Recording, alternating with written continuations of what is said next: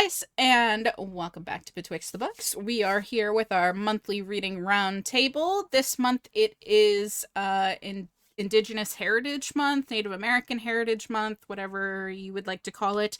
A heritage month that I feel like doesn't get a whole lot of love just because it is set right before Christmas. A lot of folks are coming out of spooky season and moving into like the holiday cheer time when then they're focusing on that. It's also like award season and Goodreads choice season, so people are focusing on those. But we wanted to take the time to center some Indigenous voices, which is a thing that I really care about. So we are all bringing an Indigenous fiction book to talk about today. If this is your very first reading roundtable, Gretchen and I have a YouTube channel where we talk about books, but we have created this thing called Reading Roundtable where we bring on some of our bookish friends. Sometimes it's themed like this one, and sometimes it's just open chaos like it was last time, where anybody can bring whatever they've read recently. And we talk about some books for about an hour. And yeah, we hope you enjoy. Bring a cup of something warm, get a little cozy, enjoy us chatting.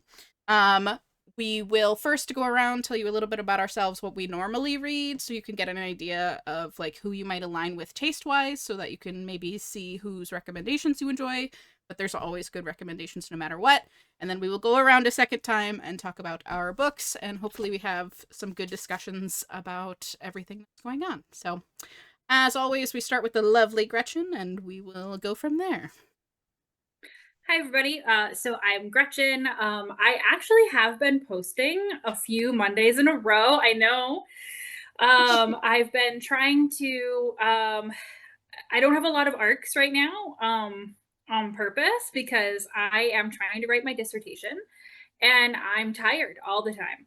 Um, so one of the things that I have been doing recently is kind of going back and reading some romance novels that I technically had arcs of, but I just couldn't read in time, which has been really fun. And in some ways, I'm doing a little bit of the same with the romance novel that I brought today. A lot of times, because I do my reviews of my romance novels, like my Monday slot, I tend to bring nonfiction to reading roundtables, but nonfiction wasn't an option for the Indigenous fiction roundtable. First of all, I'm really excited to talk about Native American romance authors and some recent kind of like news and romance landia spaces about some discussions we've been having. Because I care a lot about romance as a genre. I think especially now it's a genre that's very popular, but also like can be a really awesome space as the world falls apart around us and sets itself on fire, for us to kind of go to for joy. However, that only works if we're also allowing everyone in to the space appropriately and respectfully. And so I'm really excited to have maybe a longer discussion that I would have in a review for this book, about some stuff in romance publishing. So yes, contemporary romance is normally what I'm doing on the channel, and it's what I brought today. I am staying on type. And I am Anne, and I love doing these roundtables with these two and whoever else they bring on. Sometimes we're more than just the three of us, but I normally read, like Gretchen, I like contemporary romances, particularly when the world feels like it's falling apart. We discovered this arc during COVID, if you all remember. It's not that far past in the history, but perhaps some of you have forgotten.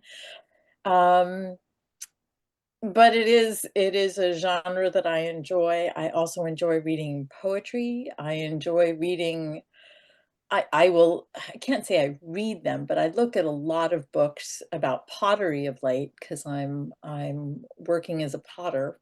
Um, or creating pottery. Working as a potter sounds official. Mine is not an official capacity. It is totally for my fun and usually my amusement. But I like looking at photos in books. I know you know, it just is. I do, and I get ideas there, and then I go play with whatever it is I've gotten an idea from, or I just put it in a recipe book and never look at it again, which is what happens on other books that I check out. I truly do like reading poetry, which is sort of the author and the book that I bring today. It's someone who is also a poet. This is her first book of fiction. And I was fascinated. I learned stuff, and I'm ready to go on a rabbit hole to learn more about this particular indigenous culture, and probably a lot more, which is really an excellent book to read as in sort of the indigenous week or so that we get to celebrate it. Maybe it's a month. I don't know. Michaela can probably fill us in on what the official, you know, I know some days like popsicle is just a day, but I think indigenous cultures get a little bit more time theoretically. Um, so that's who I am, and that's the genre preferences that I usually have. It is a month-long thing. November is Indigenous History Month in the same way that February is African American History Month and so on and so Right. forth. They do get that whole month. The fun one is Latinx Heritage Month because it's halfway between September and October for some reason. It's not like during a month. It's like I Love do it. not know how that was decided, but it is true that Latinx Heritage Month is between 2 months. So it's a fun. I enjoy following them and celebrating them and taking those time to pick up some authors I haven't read from before. Hi, I'm Michaela. If you haven't seen me, I'm here on the channel. I've been in a reading slump. I read a whole lot of books that were hitting 3 stars for me, and my brain went, none of this is making me want to keep reading right now. And then I switched back to fan fiction for a while. I'm a fan fiction person. It's Big Bang time for the steady fandom, so I'm getting fed so well by so many great fan fictions at the moment. But we're talking about Indigenous fiction, which is a like area that I read a fair amount from. I brought a horror book. If you didn't know, I read a lot of horror. It's what I've been doing. I'm a speculative reader and a queer reader normally. The horror book that I'm bringing is an anthology of stories by Inuit writers, so it's all Arctic horror. And I feel like I haven't read a whole lot of Inuit stuff. So I was like happy to pick something up. It's a subsection of indigenous North American culture that I don't think I see a lot of. So I was happy to pick it up. And I'll talk a bit more about that obviously when we get there. But yeah, so having a good time today. I actually have a book to hold. This is so strange for me. I actually went to a library, guys. So I'm really excited to talk to you guys about Love is a War Song by Danica Nava. This is Danica Nava's second contemporary romance. The first was The Truth According to Ember. And Danica Nava she's been, this one in particular made some rounds in bookish news spaces. So that's not the reason I chose this one. This one, as opposed to The Truth About Ember, was closer to something that I would pick up for the tropes, which is very important in a romance novel because you don't want to pick up something that has tropes that you don't like. You just won't like it. Yeah. But Danica Nava is recognized as the first Native American romance author published by a traditional Big Five publisher. So that caveat is very important because obviously there are other Native American authors who have probably published romance novels, but a lot of times they apparently have come from small presses or stuff like that. This is what the internet tells us, but this book is about a woman who is Muskogee, and the male main character is Muskogee as well. But Danica Nava herself is Chickasaw. So American Native American culture. one of the reasons that this book was in bookish spaces is unfortunately not because it's super cool that Danica Nava is publishing, but because even though this was published by Penguin Random House, it was not given placement in most major bookstores for sale. There is a lot of concision happening in publishing generally right now that we all really need to be aware of if you are a person who cares about diverse stories, because there is just a slimming down in general of all books being published across the board. And as we unfortunately all know, it is Indigenous stories or people of color, minority groups like LGBTQ that are the first on the chopping block. So it's really unfortunate because as you'd think that Penguin Random House would want to celebrate that they have this author who is publishing for them, and they really did not promote this book at all. So in some ways, it's bad that that was the reason that this book got a lot of press.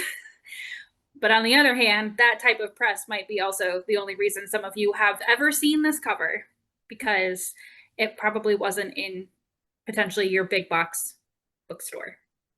I got it from the library. Libraries. I'm going to talk a little bit more about what inspired Danica Nava to write this in terms of Romancelandia as well, because there's a whole other thing that this is kind of attached to, but I want to tell you about this. The back, as it were, it says, a Muskogee pop star and a cowboy who couldn't be more different come together to strike a deal in this hilarious new romantic comedy. And so Avery Fox, she's our female main character in this one. This is a single POV romance novel, which is not my favorite because I really do love seeing the interior lives of both or all of our romance leads. Sometimes there's more than two. And especially because this is absolutely enemies to lovers. Avery Fox knows that she has Indigenous heritage, but she was raised by her single mom, actually more in the LA area. She was a child actor and star. She was like on the Disney Channel, obviously pretend movies that they come up with. But and now that she's in her 20s, she's pushing to become a pop star. She really wants to become a songwriter, but the label that she is signed to really, really wants to make hay of her being their first Native American pop star, which kind of, again, echoing Danica's maybe own relationship with Penguin Random House, potentially. I'm making that assumption. And however, because the record label is filled with white people, her first, instead of taking the songs that she's written, she plays the piano and most of the piano and some guitar.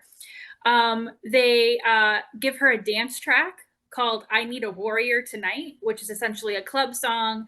They filmed the video and they've got like tan men dancing around her in loincloths. And then she also gets talked into doing the cover of Rolling Stone wearing a Native American war bonnet. And Avery, again, knows that she's Indigenous, but really has never had an Indigenous education. And so when everyone around her, including her mom, who is also Muskogee, is like, all of these things are fine, she's like, okay, it's fine. And particularly with the war bonnet, she understood that to be kind of like taking back the symbolism of the war bonnet, not realizing that A, it was only ever men that wore that, and B, that was worn by Plains tribes, Native American culture, and not the Native American culture that she comes from. Because again, in America, we tend to just say Native American and cover all of them, but the cultures are very different depending on which tribal nation, what part of the country, etc. So this blows up in her face. She is canceled online. And she does even start to begin getting death threats. And so her mom, who has never spoken to her own mother for like the last 20 plus years, sends Avery to their ranch in Broken Arrow, Oklahoma, and the Muskogee population that lives there to kind of hide her from the internet. It is at that point that she meets Lucas. Lucas is a proud member of the Muskogee Nation.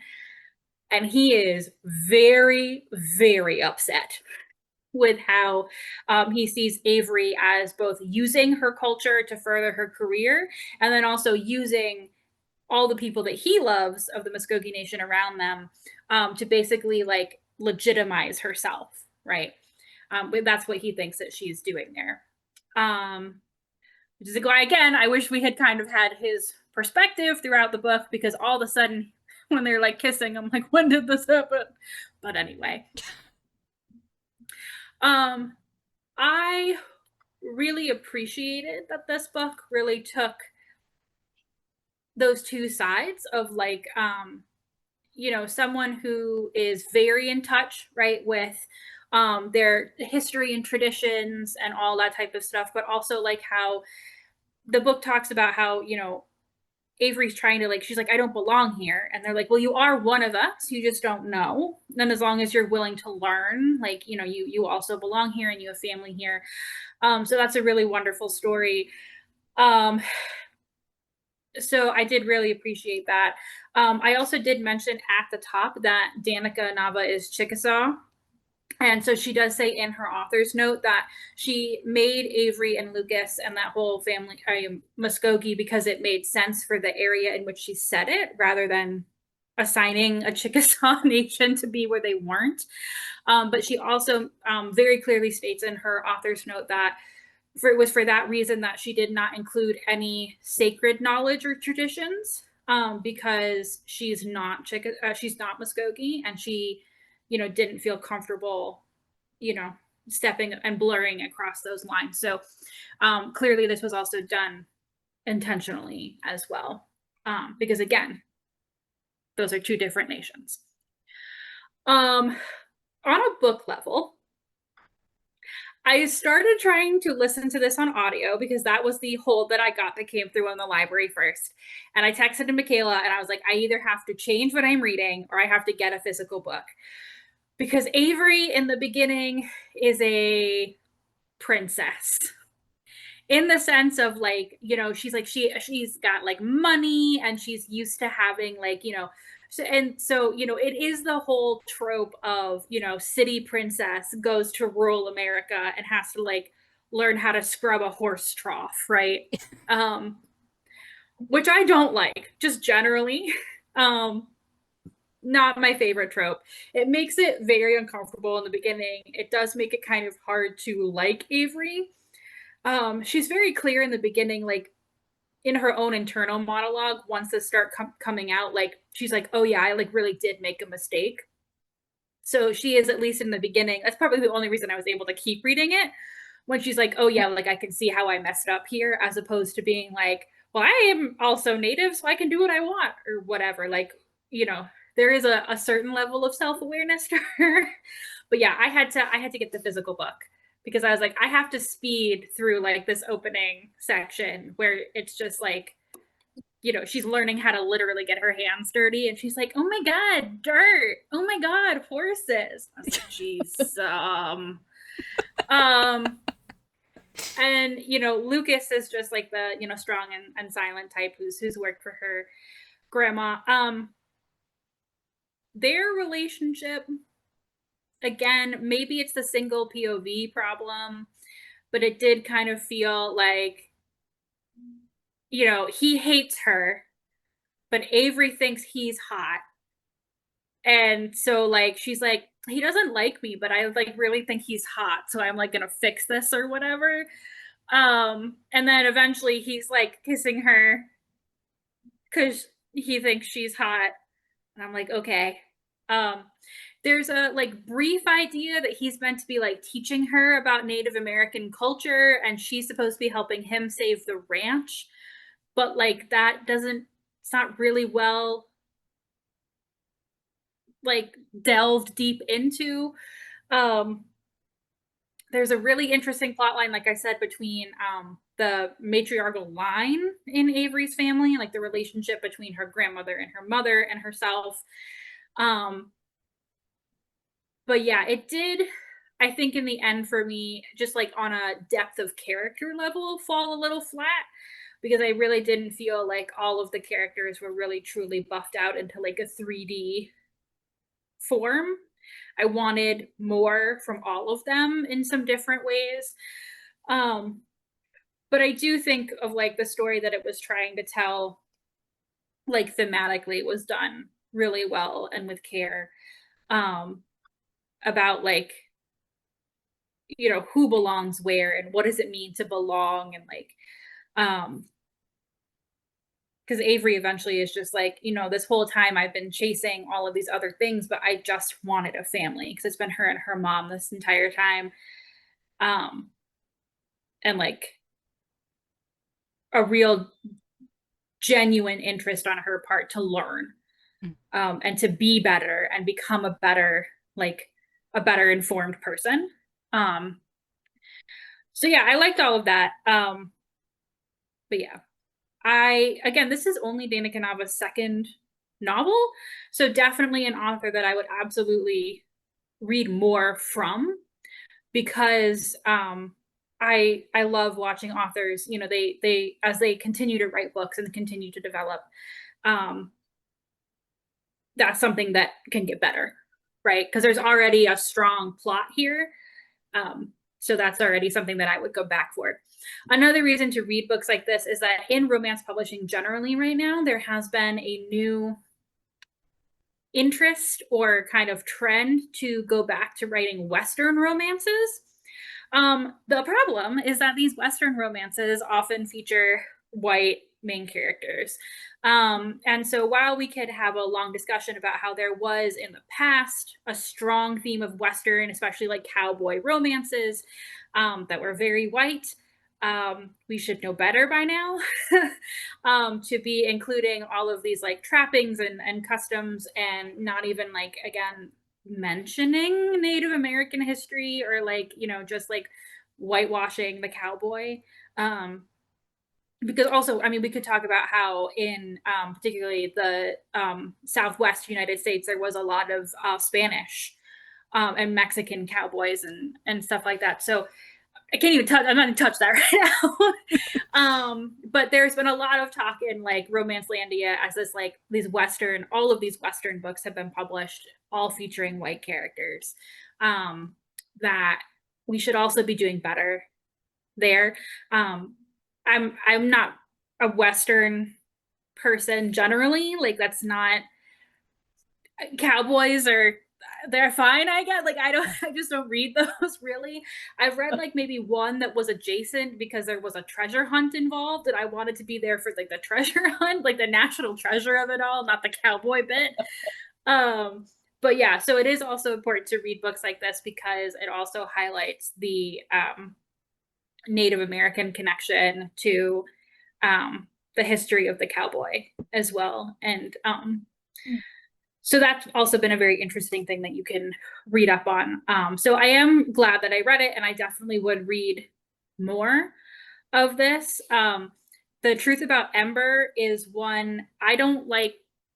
I don't like books where people withhold information from other people. It makes me very, very anxious. So I probably can't read The Truth About Ember based on the tropes that it uses. But in that one, The Truth According to Ember, the female main character of that one is again also Native, but she can't get a job. And so, because she is very, very light skinned, she starts applying as and marking her race as white, and all of a sudden she's getting like accepted to a bunch of jobs. So again, sounds like a very, very interesting plot. Because she then like falls in love with someone at work who is Native. And then, but like, you know, she's representing herself as white. But again, anything where people are like holding a secret from the other, this like makes me super anxious. I can't read that generally. But I love that as a very complicated concept to put in a romance novel as well. So I would recommend her. And I'm excited to see what she does next. Hopefully there are more books, because like I said, if they didn't put it on shelves, it's not going to sell. And the next, if she doesn't already have another book under contract, the next contract is predicated on the sales of the previous book. So, Yeah. you know, struggle across all minority writers, but a Yeah, lot of things tied into this book. I will say, like, the blame may not entirely be on Penguin Random House, the publisher, for not promoting the book. Part of it is also on those big box stores for not putting it in the stores. As someone who used to work for one of those big box stores, I can kind of say that they definitely are much more picky about letting booksellers bring in specific books into the store to put it on the shelves. They have sort of taken that out of the hands of a lot of people, and there are a lot more rules about what can and cannot come into the building. I don't know if you've noticed recently, if you aren't a person who has kids, like Barnes & Noble made a huge move last year or the year before where they decided they weren't going to bring in any hardcover young reader books that weren't like your Dan Pilkey or Jeff Kinney's, like the ones that they know are going to sell, which means that every single person writing a young reader book who come out in hardcover, it's not going to be in Barnes & Noble until it's in paperback, which is going to affect primarily, obviously, minorities like this. And I'm sure that this is also happening for other areas of the store, not just within the children's department. And romance is one of those areas where a lot of books go straight to paperback, which usually means that it's easier to get them in the store. But even if that was straight to paperback and they're not having it, it's still a problem. Yeah. Right. And so again, going to your smaller booksellers, particularly at this point in time in for a whole host of reasons, it might be a good idea to start going to the one or two that might be left in probably not even your neighborhood, but somewhere within a 5-mile, 10-mile radius, there are probably independent booksellers. So And if what you a bummer. can't get into a physical one, Gretchen and I are both big proponents of bookstore.org and Bookshop. bookshop.org and libro.fm, which is the independent bookstore version of Audible. You can choose a specific bookstore that you want to support for both of those. So you could say, like, I want to support this one in my local community, or you can just let it be divvied up among all of the bookstores that are listed under them. Mhm. That's also an option. Yeah. I think on one, I'm supporting the Odyssey in South Hadley, Massachusetts, because that was my local indie Right. bookstore from when I lived in Western Mass. And in the other one, I support the Country Bookseller, which is the local indie bookstore in New Hampshire near my grandmother's house.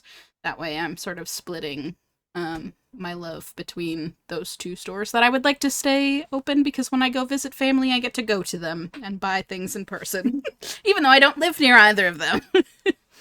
And particularly for romance as well. I just sent Michaela a new romance bookstore that just opened near where she is. Yep. And I was so lucky to make use of the one that's been open for less than a year in Boston earlier this year to see Sarah McLean. And they are the type of bookstores that, they don't have a tiny romance section, right? The entire store is romance. Right. And so they're not only a local business, but they are going to stock more of these things, but they will only stock them if they think they can sell them. Yep. Right. Right. So this is a type of thing where even though I wasn't like super thrilled with this book, like in terms of like, it's not like a 5-star read for me, right? Like I would still happily promote. And I did actually buy the audiobook. Mm. I then, like I said, I just realized that that was not going to be the way for me. So I did get this from the library, but even this, right? This is a copy a library bought. So even if Right. you can't buy it, you can go to your local library and request this book. Mhm. They can't buy everything all their patrons request, but that's another way if that is financially books are just not the way for you right now, as it's a struggle financial times for all of us. Ask your library to do that Yeah. as well. All right. Ian, what did you bring for us?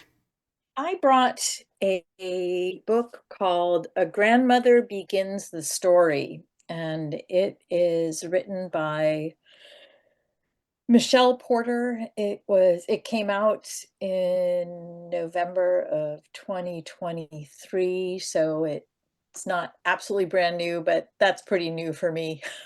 I'll go back and read, Homer's Odysseys. This is much more contemporary than that. But this was yeah, I really enjoyed this book, but the author, Michelle Porter, is a descendant of the Métis family, which is an indigenous Canadian culture that was sort of created from indigenous women marrying the French colonists, and you know the children and whatnot created this Métis culture, so sort of probably trying to combine different things. And even if you have a brief knowledge of indigenous history, you can imagine how that might have gone well sometimes and might have gone really badly sometimes. um but she is also this is her first novel, or was her first novel. She may have another one out by now. Um, but she is also a successful poet. One of her poetry books has been awarded a Canadian Literary Prize, and I won't remember the name of it at the moment. But just from the language that's in the book, I'm like, oh, I like this. This is good. She's also a nonfiction writer. She has a memoir of stories, sort of, I think she calls it creative nonfiction, which always confuses me, but as a term, I find it confusing. But it's about her grandfather and sort of his experiences and her retelling of them. And she also teaches creative writing and the sort of history of the Métis culture, the literature of the Métis, or the storytelling and the culture of the Métis at Memorial University in Newfoundland. So she's a pretty accomplished, sorry for the word, but she's a pretty accomplished dudette or lady or chick or whatever. Like, I'm impressed. It's just like, cool. I got the dishwasher filled, so I'm working personally on a completely different level. But this book was essentially weaving together of different stories of 5 generations of Métis women, so all from the same family. Um, One of them is in the sort of afterlife in between, and the rest of them are living at literally from the age 20 to age 81 on the planet, and at different stages of, sort of life ends being closer than others. Um, and there are generations of bison and the earth that are narrating things as well. And the oldest living character, uh, her dogs and her car are characters as well. So, you get to hear bison, dogs, and a car have an animation, which is, I think, again, part of a different culture than the Judeo-Christian culture that we have here. But anyway, um, the stories or the story starts and unfolds, it continues this way throughout the whole book, is through essentially vignettes, some of them, and different characters speaking whatever it is they're speaking. And it can be literally sometimes just a sentence or two. So at the beginning, I did the audio book, which is a full cast audio, and there are a lot of characters.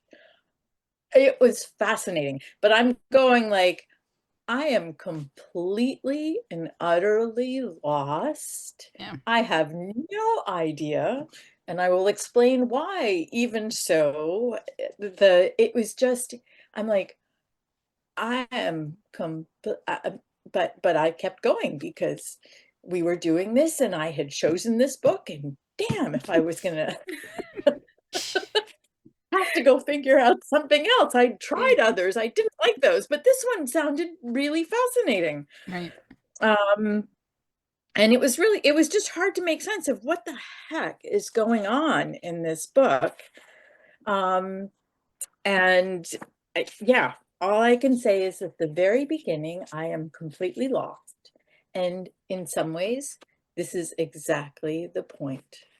The the narrative of the bison in the story, yes, the bison who interact with the earth person, you know, you hear their voices, and then the earth is responding to their feet, and they're feeling the earth. You know, it's a completely different view of an experience. But they describe sort of the notion of starting a story in the middle. And that is literally where how the story starts. You have like a gazillion character voices coming towards you. And then you throw in these bison, and then you throw in the earth, and then you throw in talking dog. You know, you're just like, this is fun. But when I realized that the story of the bison, how the bison in the sort of the overarching narrative, that it starts in the middle. Stories start in the middle. Stories are told by the oldest character.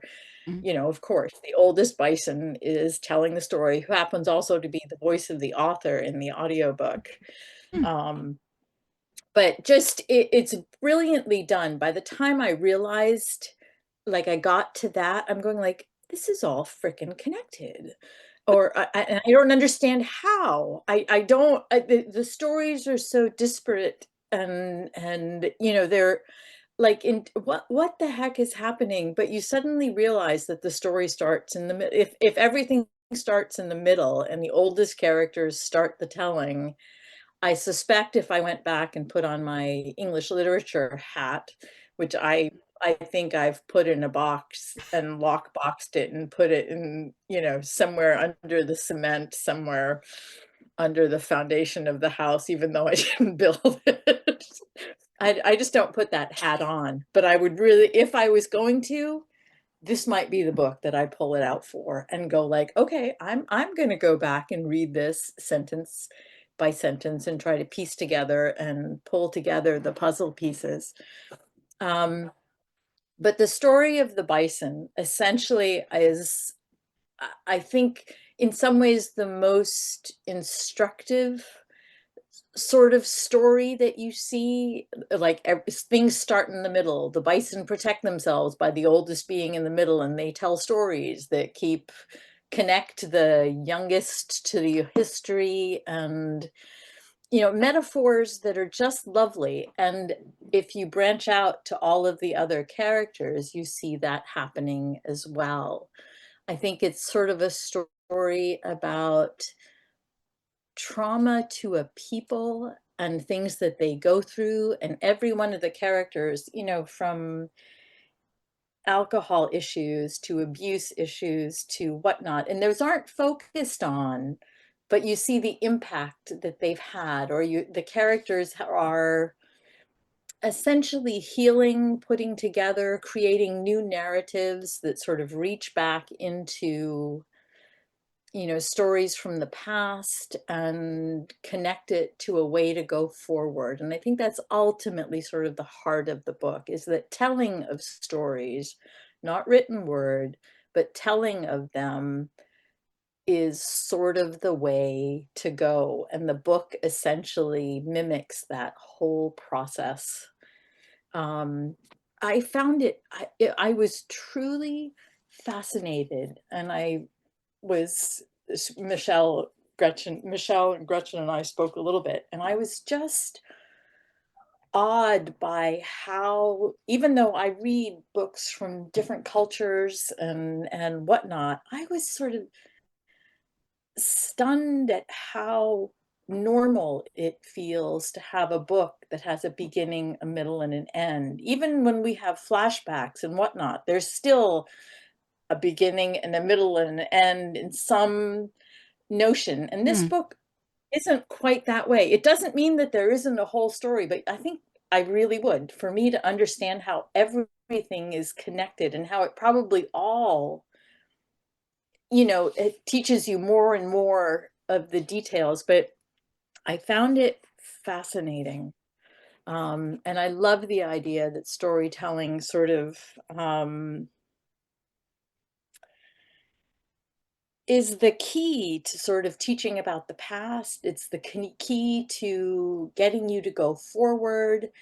And the sort of 5 generations of women, they're all in, varying states of, they've all had different kinds of traumas. And again, that's not the focus. The focus of this book is an incredibly, like, it's sometimes bizarre. You're going like, what the heck is real and what is not real here, particularly with the oldest character, Jen, and her talking dogs that she doesn't talk to, but the dogs are talking to themselves. And then the car, which is sort of left out of nowhere. And why are the bison? How are they involved in all of this? But eventually, Jen's, I don't know how many the youngest sort of character, the operative one character, essentially saves her from a retirement home and floods of a river. And she's dying anyway, but she gets out somehow. The granddaughter gets the car and gets the dog. I mean, it was brilliantly done. I was fascinated, and it just made me want to learn a lot more. For those of you that, I would highly recommend it. It's not easy to get into. I had to get the book as well because I couldn't just listening to the voices at first. For me to keep going, I needed to read. Like I've gone back and forth as to which format I've listened to, but it was fascinating in both. Um, but someone had recommended that there is a book called Room from the Ashes, which is by Jessie Thistle, and it is my story of being Métis, which is the name of the culture, homeless, and finding my way. They say if you want a precursor Hmm. to, this book, that it's a good one to start out with. And I obviously did not start out with that book. I only learned about it later. Yeah. Um, but I'm going to start about that book now and go back and read this. Probably, it's one of those books that just blew open my mind to something I didn't know anything about. Yeah. I'm not even sure I knew about the Métis culture until I picked up this book and, in complete confusion, started listening to these different characters. And I'm like, I'm completely lost. Yeah. And eventually I discover that in the middle, everything starts in the middle. And it was fascinating. And the bison taught me that. So I'm thrilled. Yeah. That's one of my favorite things about reading translated works as well. Obviously, this wasn't translated, but like you get to see the way that other cultures tell stories, which sometimes is Yeah. very different to how Yeah. like we got raised in the like English descent of writing, Yes. sort of literary Yes. canon. So yeah, it And it's so interesting to also think about because, like, when you're in a writing class and they're talking about like when do you begin the story, it's like, you use the Latin phrase in this point, like, well, you start in media res, which means in the middle of things. But even how that in this case seems to have been transmogrified, right? Because Right. when we use it in this like the like English writing with the Latin, it just means to like in the middle of an event, but then we're gonna follow that like the pyramid of like a story Yeah. type of a Yeah. thing. And this is also in the middle of things, but like actually in the middle Actually, of in the middle of things. things, when it dawned on me, and the story, it's beautifully, beautifully written from my perspective as someone who's played with a lot of poetry and loves to play with words in all sorts of ways. Um, to suddenly see the bison, the oldest bison, you know, the bison sort of working together. They still know the old ways, and these are the bison, the few that somehow got saved from the Métis rather than being completely slaughtered. And they've, you know, somebody started breeding bison and bringing them back into the universe. And so I guess that also is a metaphor for indigenous cultures. They're trying to figure out how to evolve and regenerate and bring the past with them. They can't erase what's happened to them, but you got to try to figure out how to keep going.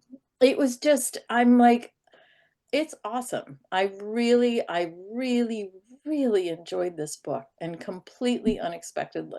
I Yeah, I can't just, it took me a long time to figure out. This is, I think, the first roundtable I've come to where I've actually written down words just because I need to figure out how can I possibly describe this? Because if I start at the beginning, I'm like, well, there are lots of voices Yeah. and I have no idea what's going on. Like, and I still don't know. I would really like to. Like, let's do this in another year and I'll see if I can come up with Come back. Yeah. come back. But I was fascinated and I didn't think I'd be able to do it. But then as I started thinking about it, my own words came about. You know, the bison are essentially their story, even though you start, you know, at the edges of it. What they do is essentially teaching you about the history of the Métis people. I assume, again, I have no professor telling me that, oh yes, Anne, absolutely, you're right. Yeah. Brilliant. A plus on that observation. But yeah, I can't tell you guys why. I just found this book fascinating. Just because it opened my world in a way I don't think a book has in a while. My contemporary romances tend not to do. They're a bit they tend to be a No. bit formulaic, I feel like. Yes, By just a design. bit. Need to get out more. Well, Yeah. and also I would say also how like our language constructs time. Yes. Because like Yeah, the simple fact that we have a past, present, and future tense in the language right, that we speak or we are right, speaking currently, like there is a native language. I believe it might be Pueblo or like related.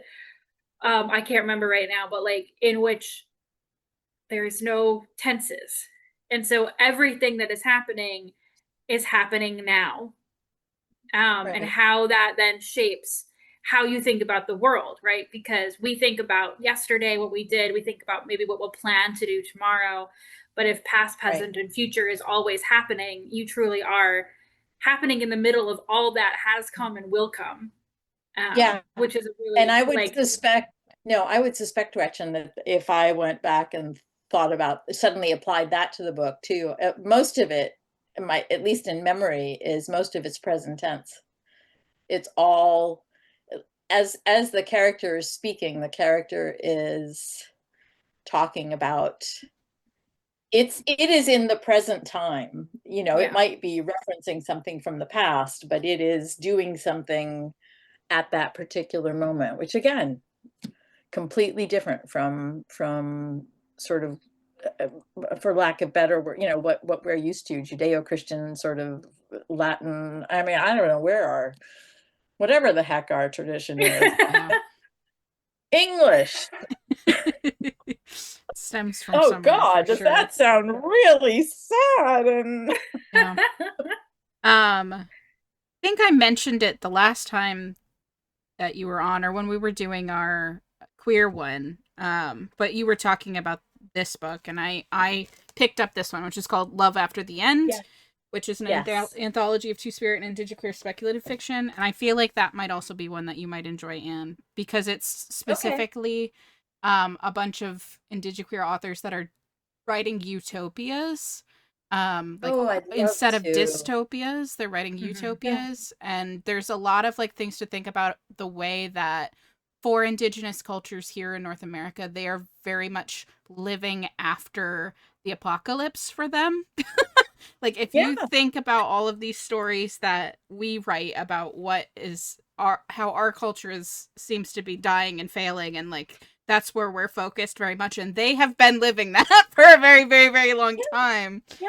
So looking at the stories that they create is very different to the stories that we create. And yeah, it's one of the reasons why I love Indigenous fiction, because it's just a very different perspective. And a lot of times that is It is. woven through their stories is this loss, this profound loss, but then also knowledge of like a history that is stretching profoundly and a connection to everything around them that we don't Yeah. quite have in, I'm going to say, Western No, culture.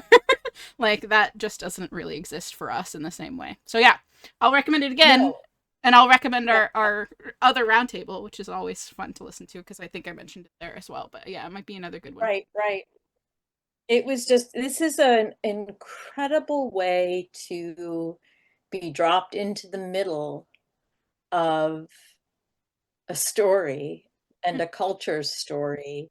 And it demonstrates sort of what you said, Michaela, everything is connected. The earth talks, the bison talk, and I don't know. I found it profoundly, it altered my, I've had with you guys, I have a few books that just sort of alter the way I perceive the universe. And I can't go back now because I'm yeah. like, this makes this this seems like a bet like it's at least different. And if I had my choice, I'm like, yeah, I want to start contemplating the universe in this Yeah. way. I'm so glad. That's what we I think enjoy about what we do as well, is that it lets Yeah, us read things we would not normally read or hear about or know about, and sometimes every right. once in a while it hits you with something that's like really profoundly Yeah. impactful. This was one of those for me, and I recommend, yeah, drop into the middle, start in the middle of this book and see what you learn, or Hmm. see what you come away with by the end of it. Well, and then you having to be willing to sit, I don't wanna say in uncomfortability, maybe, Mm. like, Uh, because, like, there are so many people. Like, I mean, even with this book, right? Like, I was like, "Ah, pop princess, like, stop it. I don't wanna read this." But, like, this is a similar type of thing that happens, like, you know, um, when we read translated fiction, Yeah. right? You have to yeah, have that moment yeah, where you're like, "This is weird, and I don't like it." But, like, not in the sense of, like, I don't like the trope, but rather this is new to my brain to think this yes, way, yeah, and that we shouldn't be afraid to pick up those books and hold on to them a little bit longer maybe than we would drop, like, a book with a trope we don't like or something. Yeah. right, right. And this one is, and I looked at a bunch of reviews, and people were favorable about the book, but I sort of felt like they missed sharing some of the coolest things that you know, let I don't think I saw a review anywhere that said you get dropped into the middle, like literally you get dropped into the middle of something and you don't learn why until the bison Yeah. are trying to protect themselves from a snowstorm. And the grandma bison is trying to get the young calves engaged in a story. Yep. So, it was, yeah, brilliant. Okay. How about you, Michaela? Yeah, let me talk about my Arctic horror thing. So as the resident person who reads a lot of indigenous books, I had like so many things to choose from that I could bring to this. The reason that I chose this one specifically, like I said, I don't think I've read a whole lot that is Inuit. A lot of the different books that I've read have been very much cultures that are based Plains Indians for a fair amount of it. Some of them I've read are more like the border between Canada and America. A couple of cultures there, like Blackfoot culture. But I hadn't read anything from the far north. But I also wanted to bring attention to the fact that about a month ago, there was a tsunami that really devastated a lot of specifically indigenous cultures on the west coast of Alaska. And they are still struggling. So I'm going to put a link in the description of this video that is towards, it's not a GoFundMe, it's like a cultural heritage community that is going to disperse those funds to people who need it to pack up their stuff or build new after having flooding.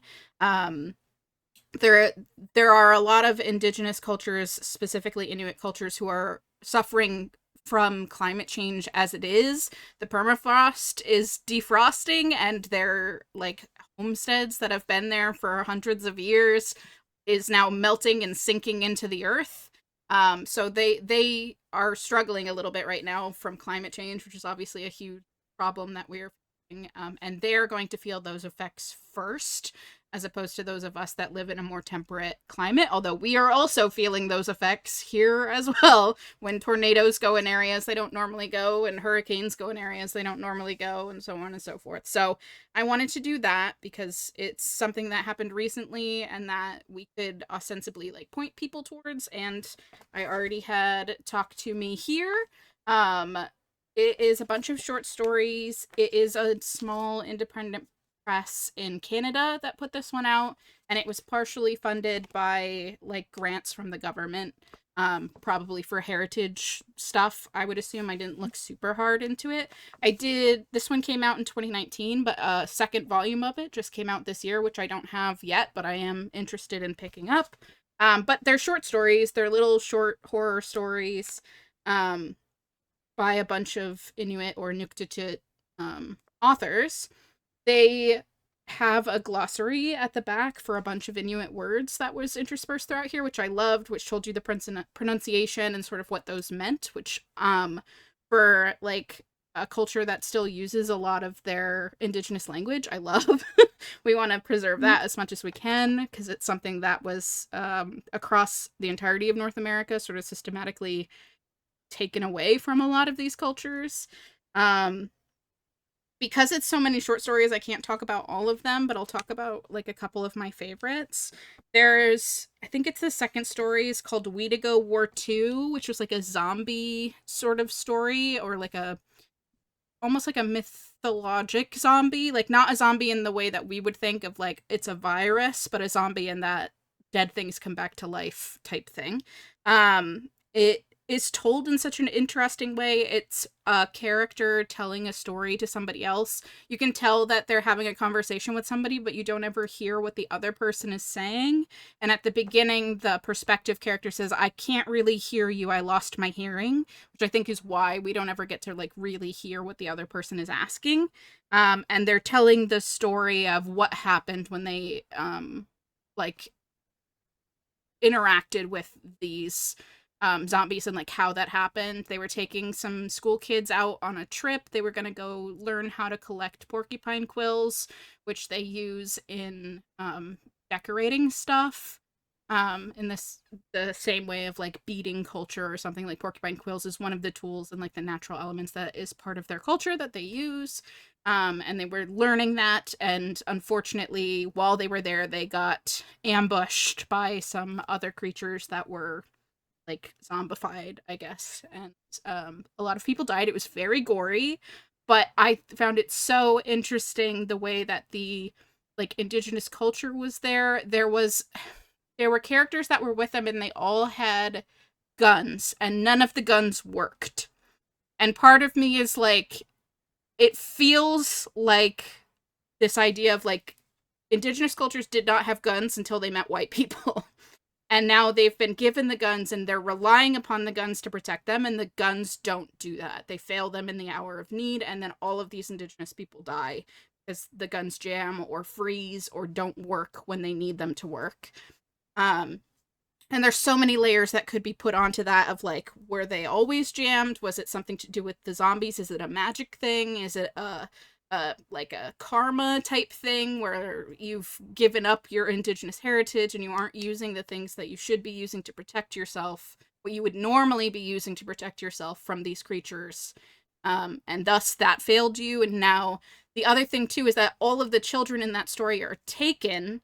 The children don't die, but they're taken by the zombies, which also again has a layer of white people came and took a lot of indigenous people's kids and put them in boarding schools and forced them not to be with their families. So there's all of these layers in a lot of these stories that if you don't know anything about indigenous culture, you might just look at it and be like, that's kind of weird and why is that happening? But it's woven into the stories and is integral to them in a way that I really enjoyed. My favorite story in here was, what's it called? I put my thing here. It's called Lounge. It looks like it was written either by a married couple or something. They have the same last name.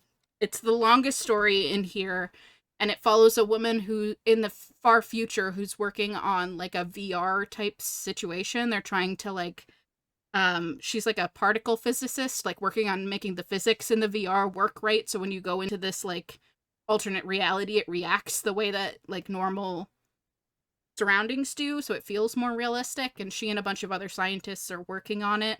But things start going surreal and weird. She like almost like they're drugged, like the environment is reacting really weird. And then that sort of comes out into the outside world with her when she finally gets out of the simulation. And that story was great. Like I loved that story. Highly recommend picking this up for that. I grabbed the audio of this, which just recently came out. Like, it did not have an audio for the longest time because it's from an independent press. Like, those books have a tendency not to get audiobooks at the same time that the book comes out because they just don't have the money to produce it. And if you can, I would highly recommend picking up the audiobook because I feel like the rhythm of these stories works best orally.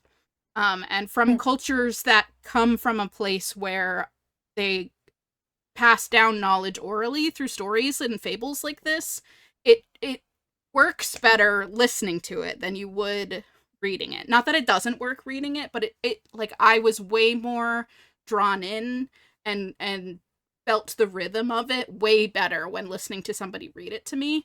And this one also had like different readers for each story. So you get different voices telling you all of these stories as you're going through, and they, I believe, are also indigenous readers, so you get to hear those words that you kind of don't have any relationship to or ability to connect to in physical writing. You get to hear what they sound like, and I think that that's helpful as well. So yeah, if you can, I would recommend either doing both or listening to the audio of this one because it just drew me in. I got sucked in so completely with some of these stories, and I was struggling a little bit to be as immersed when I was just reading it physically with my eyes. So, yeah. I had the opposite of you guys where I was reading it physically first, and then I went, let me pick up the audio and see if that helps me get into it, because I have been in a reading slump. It might just be my brain isn't latching to it in the right way, and that sucked me in immediately. Well, I mean, I think you make a good point too that we're talking about indigenous fiction Right. from cultures that primarily have oral traditions, Right. and are having to adhere to Western literature Yeah. tradition. And that doesn't mean that we don't want people to like read them and buy them and support them, but Yeah. it does also mean that like for books like Anne's, Yeah. that's someone Yeah. trying to subvert Yeah.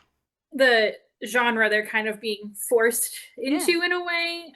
Maybe not forced, but like, you know, if they come from a primarily oral tradition for the most part. I could also Right. understand And why Anne's would be confusing in an audiobook without the writing, though, because yours was more Oh yeah. experimental in form. Like, these are more traditional right, story structure, so I didn't have to deal with that, but the rhythm right. of the language was really Yeah, good yeah. verbally. But it's also, but I would also argue that I think experiencing the book, experiencing a, a grandmother begins the story was also, I think, in some ways better listening to it because they were indigenous voices that were doing the reading, and so every voice was very every voice was very distinct. It was in the middle, and as you sort of, or as my brain sort of grasped on what was happening, I'm like,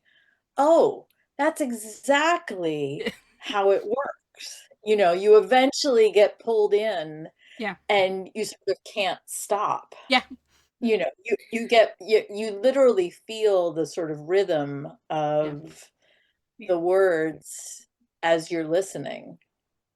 It was, So, yeah. Michaela, I have a really important question. Yeah. Is there more than one good story than the last story? Yes.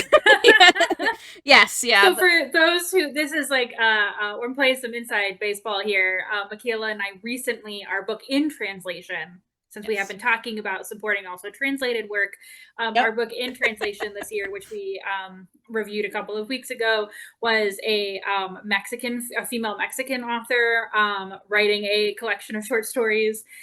And like the last one was like real excellent, and like a lot of the other ones we were like,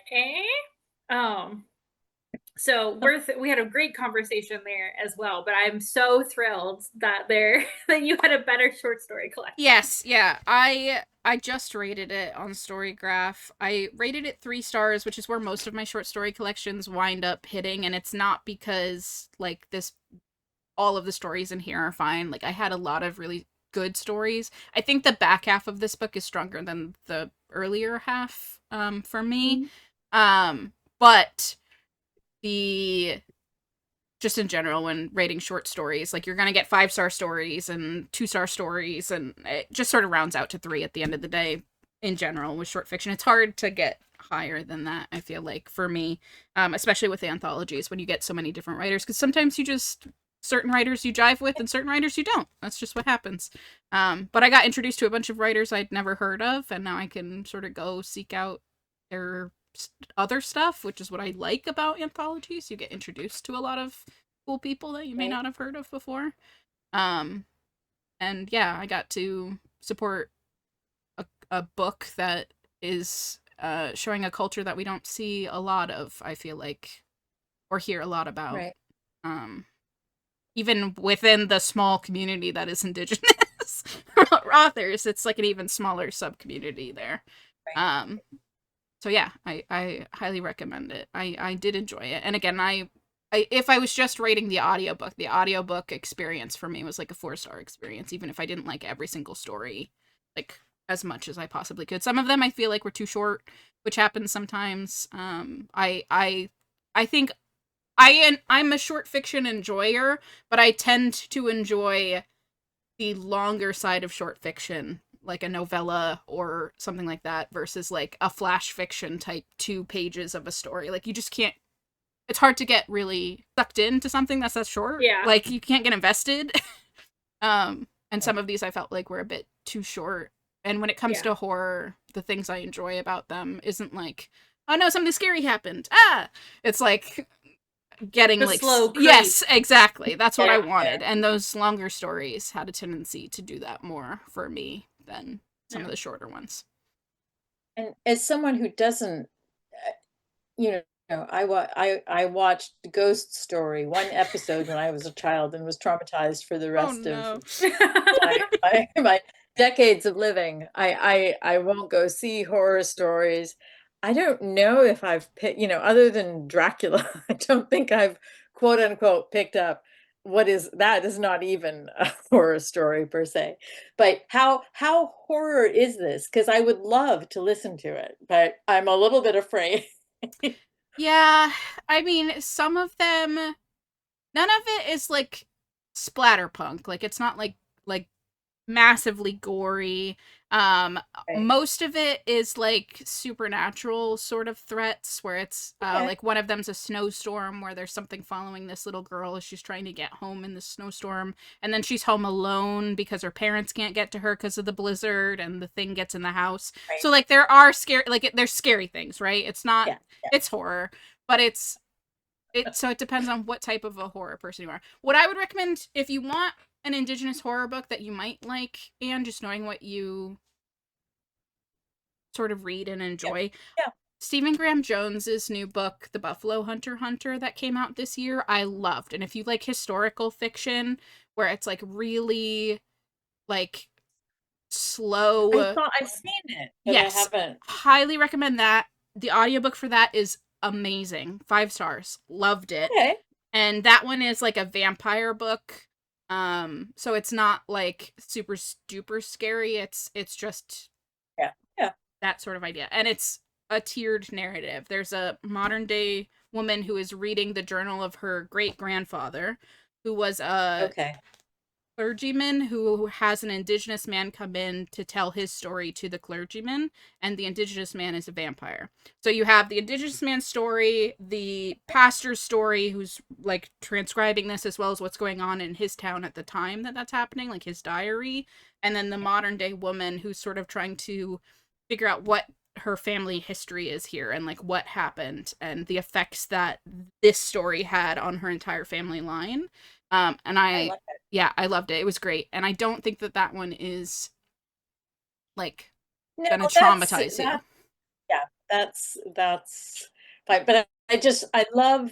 I think your notion that anthologies of short stories might also introduce you to different Yeah. voices from a culture that you're not, or a story, you know, for that you're not familiar with. And so I think that's just a good piece of general advice if Yeah. you're launching yourself into some, you know, genre or Yes. some place that you Anthologies. don't Yeah. know. So, Yeah. It's always um, a good place to try new things. Um, yeah, yeah.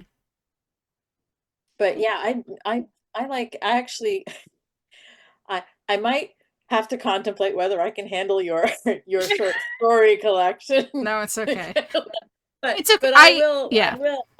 I will go with the other recommendation just because why the heck not? I Yeah. and that's yeah, this book for me, as I said, this book for me just sort of opened up my brain a bit. And I'm like, oh, okay.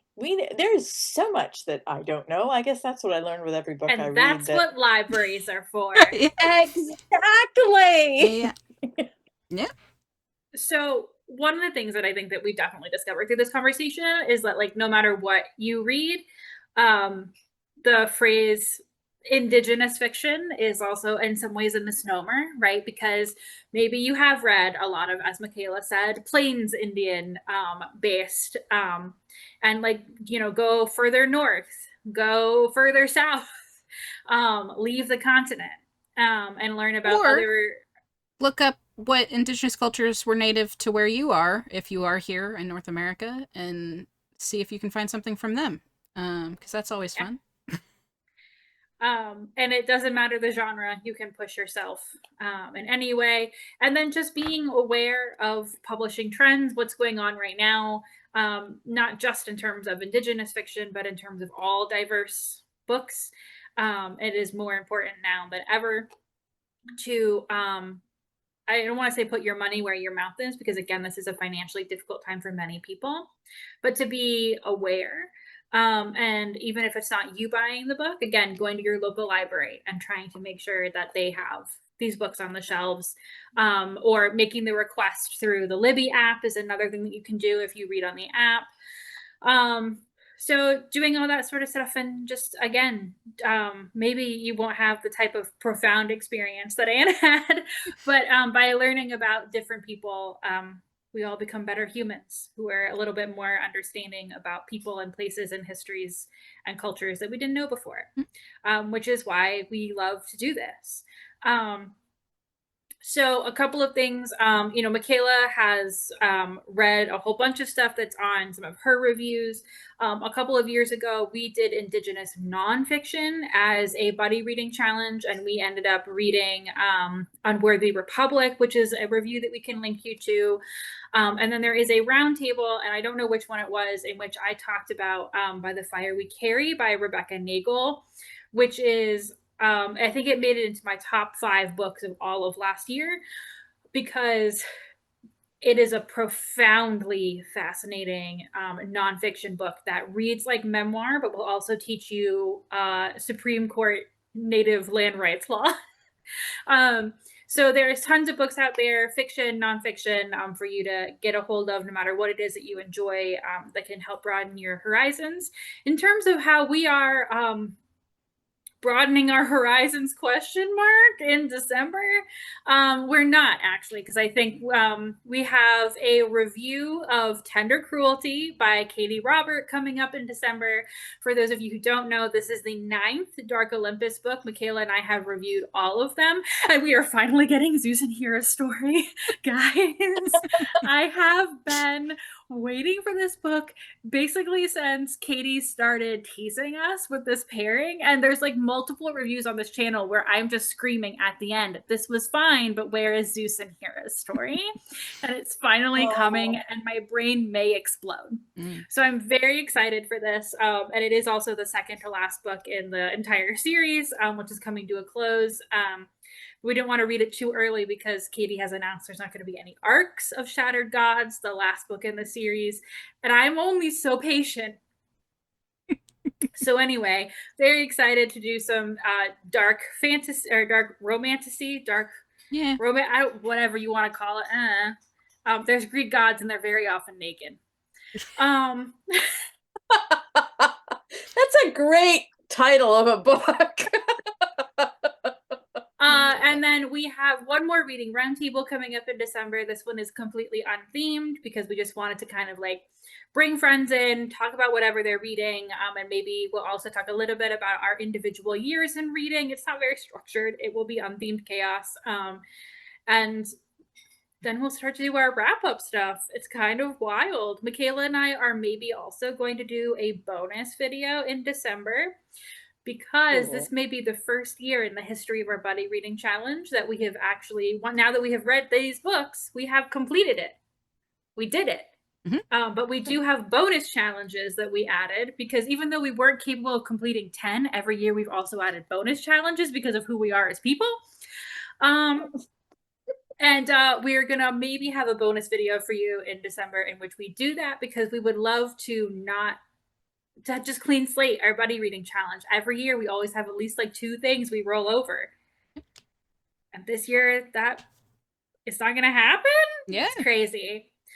So lots of fun things happening in December that we hope that you will join us for. But as always, thank you to Anne, who is just always brings fascinating books, and we always had such a great discussion. As we mentioned earlier, I believe the 3 of us also did our LGBTQIA nonfiction episode earlier this year, which was again another really fascinating one that you should definitely go watch. So yeah, thank you to Anne for coming back and showing us Kitty. And on that note, we will head off to probably do more reading. Thanks for watching, guys. Bye.